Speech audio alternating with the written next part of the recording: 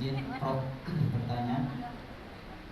Sebelumnya perkenalkan, saya Abdullah Ridho dari Sekolah SMA Negeri 2 Binjai.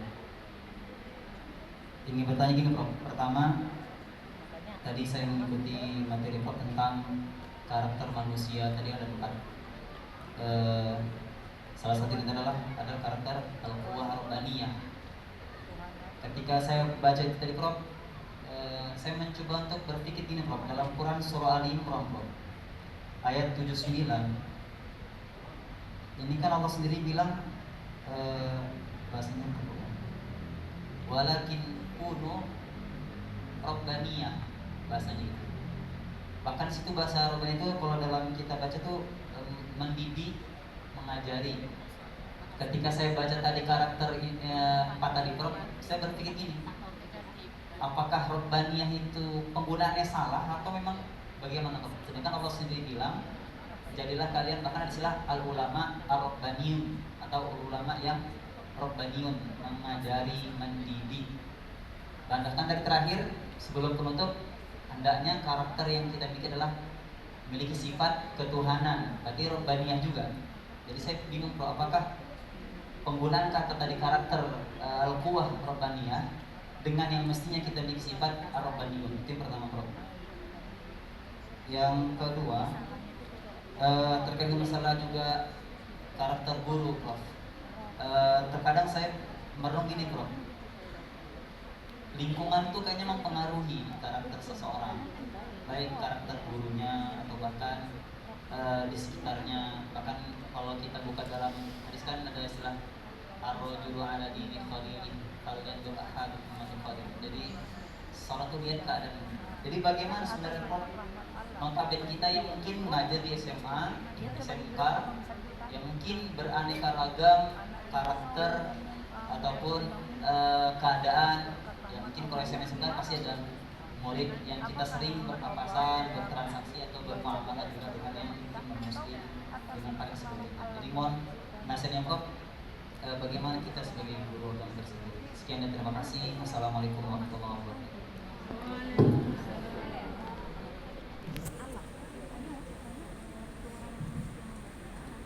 Baik ya, terima kasih Pak Abdullah Ridho. Bagus nama Bapak, hamba Allah yang diridhoi. Abdullah itu hamba Allah, Ridho diridhoi. Makanya beliau pakai kopiah lobi, itu simbolisasi.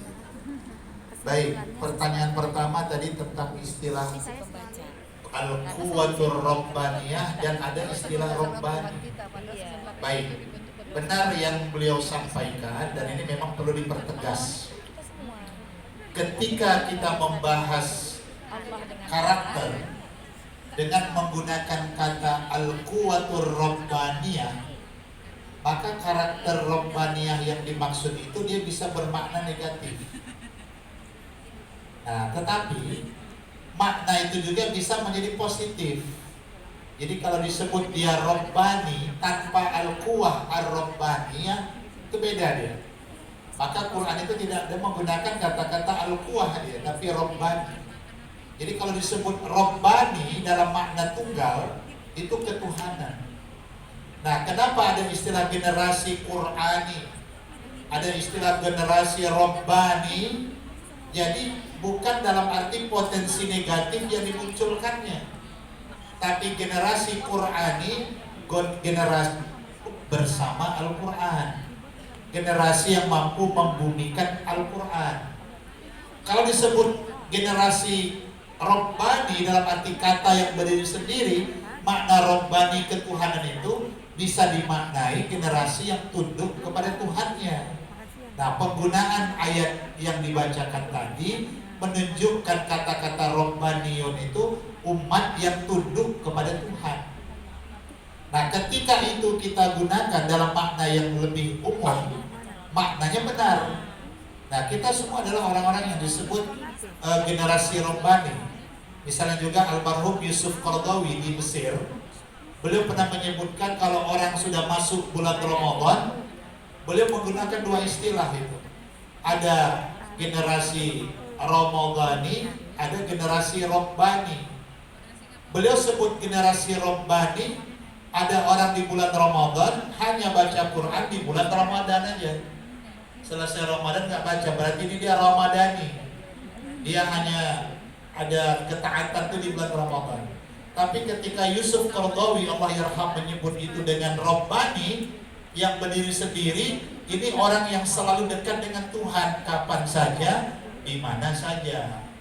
Nah, sama juga tadi dengan potensi-potensi ketuhanan, sebenarnya bisa dimaknai positif dan makna yang negatif. Makna negatifnya kalau tadi maka saya tulis melampaui batas. Semua manusia punya potensi berkuasa, semua mau jadi penguasa. Tapi kalau dia menjadi penguasa yang melampaui batas, itu sudah al-quwatur rabbaniyah. Tapi kalau manusia semua ingin berkuasa, itu manusiawi. Dan itu bisa menjadi positif kalau dalam berkuasa dia tidak melampaui batas dalam kekuasaannya. Allah itu maha kaya, al-ghani, tapi juga Allah al-mughni. Allah maha kaya dan bisa memberi kekayaan. Manusia banyak yang ghani, tapi juga bisa menjadi al-mughni. Cuman bedanya apa? Kalau Tuhan maha kaya, kekayaannya tidak terbatas. Allah bisa memberi kekayaan, manusia juga bisa menjadi mughni, memberi kekayaan. Hanya bedanya, kekayaan Allah tiada batas, kekayaan manusia tentu terbatas. Nah, memang istilah itu perlu ya kita pertegas, dan itu Bapak Abdullah Ridho cerdas Bapak bertanya itu. Ini bisa jadi guru agama teladan nanti ya Pak ya, mudah-mudahan. Kemudian pertanyaan kedua, bagaimana di lingkungan yang pluralistik? Nah, Bapak di sekolah umum, di situ ada agama-agama lain, plural lah bahasa kita hari ini. Dan bagaimana kita ingin mewarnai pendidikan agama untuk yang Islam sementara dia di sekolah yang umum. Jadi ada satu ungkap, bersama tidak harus sama.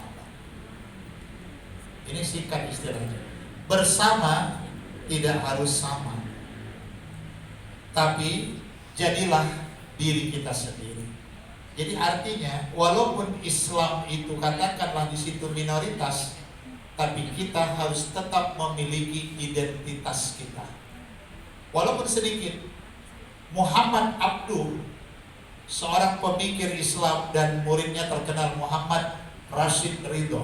Nah, Bapak Abdullah Ridho hampir sama. Murid Muhammad Abduh itu Muhammad Rashid Ridho. Mereka penulis kitab tafsir yang juga terkenal, kitab tauhid yang terkenal, namanya Risalah Tauhid, yang ditulis Muhammad Abduh dan muridnya Muhammad Rashid Ridho. Muhammad Abduh di Mesir, di Al-Azhar University. Suatu hari Muhammad Abduh dapat kesempatan beasiswa belajar di Paris, di Prancis, di Sorbonne University. Belajar beberapa tahun, pulang ke Mesir, dia menyampaikan orasi ilmiah. Apa yang dikatakan Muhammad Abduh? Menarik kalimat dia. Aku melihat Islam di Eropa, aku tidak melihat Muslim di sana. Sementara di Mesir, aku melihat Muslim tapi tidak melihat Islam. Ra'aitul Islam walam ara Muslim. Itu ketika di Paris, di Eropa. Apa dia bilang? Di Eropa aku gak melihat Muslim, karena Muslim minoritas, tapi aku lihat Islam ada di sana. Apa maksudnya? Pengamalan Islam itu di Eropa lebih jelas. Islam mengajarkan kebersihan. Kebersihan sebagian daripada iman. Betapa bersihnya negara Eropa.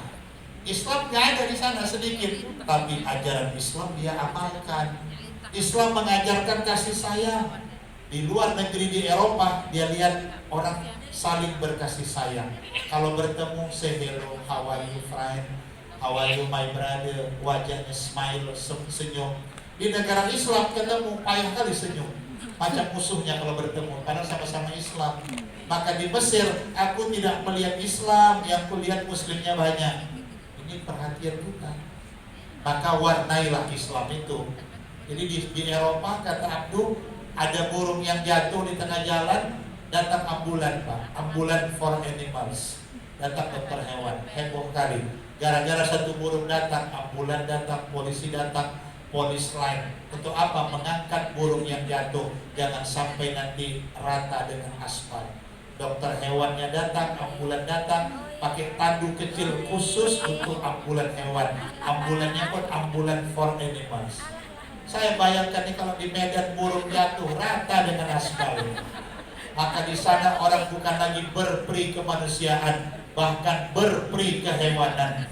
Orang-orang Eropa, kata Abdu, kalau sore beli roti kering. Untuk apa roti kering itu? Bukan untuk dia makan. Dia lempar pagi halaman rumahnya, datang burung-burung liar akan makan roti, bersedekah dengan hewan. Kan ini ajaran Islam juga ini. Dan itu hebat, mereka amalkan, tertib hidupnya bersih. Nah, maka begitu Pak Abdullah Ridho, nanti kalau Bapak di sekolah itu, walaupun Islam tidak banyak, warnai Islam di sana. Sehingga nanti orang non-muslim pun akan melihat, hebat juga yang Islam ini. Tunjukkan identitas keislamannya, bukan muslimnya saja, tapi ajaran Islamnya, kebersihannya, mungkin pakaiannya bisa mereka berbeda dengan yang lain, akhlaknya bisa berbeda, sikapnya berbeda. Nah, sehingga boleh jadi nanti yang Islam ini bisa menjadi agent of change, bisa mewarnai. Boleh jadi nanti yang non-muslim pun tiba-tiba senang dia dengan ajaran Islam. Dijumpainya nanti Pak Abdullah Ridho. Pak Abdullah Ridho, tolong Pak, sahadatkan saya Pak. Luar biasa Islam yang Bapak ajarkan di sekolah ini. Jangan-jangan kepala sekolahnya pun begitu Pak. Jatuh hati pula dia sama Pak Abdullah Ridho. Seperti sinetron Bismillah Aku Nikahi Suami. Sinetron yang lagi heboh pada saat ini Pak Firman. Nah, jadi kita ini memang harus tunjukkan Islam itu bukan saja dengan perkataan, dengan sikap dan perbuatan kita. Nah, kalau itu kita tampilkan, maka Islam itu punya warna di tengah pluralistik, tapi dia menjadi cahaya yang sangat indah. Demikian ya Pak Ridho ya. Baik, terakhir tadi ada Ibu Yusuf. Silakan Bu, terakhir Bu.